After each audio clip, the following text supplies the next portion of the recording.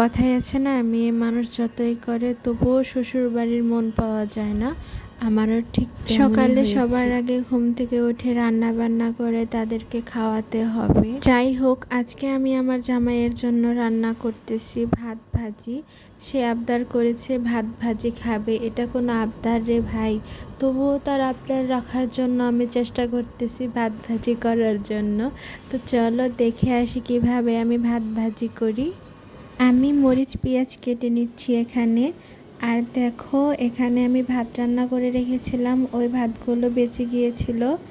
এটা আমি ভালো করে হাত দিয়ে ঝরঝরে করে নিচ্ছি। এখন আমি কড়াইয়ের মধ্যে তেল দিয়ে নিচ্ছি। যতটুকু প্রয়োজন তোমরা ততটুকুই দিও। পেঁয়াজ মরিচ কুচি দিয়ে দিলাম, আর এটা ভালোভাবে ভেজে নেবে কাঁচা গন্ধ যে পর্যন্ত না চলে যাচ্ছে। লবণ দিয়ে দিলাম পরিমাণ মতো, তোমাদের যতটুকু প্রয়োজন ততটুকুই দিও স্বাদ মতো।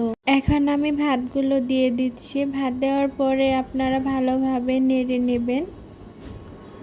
আমার কিন্তু এই ভাত ভাজিটা খেতে অনেক ভালো লাগে এবং আমার জামাইয়েরও অনেক ভালো লাগে। তো সামান্য পরিমাণ হলুদ দিয়ে নিলাম, এখন নেড়ে চেড়ে নিলাম। এই দেখো আমার ভাত ভাজি রেডি। টাটা।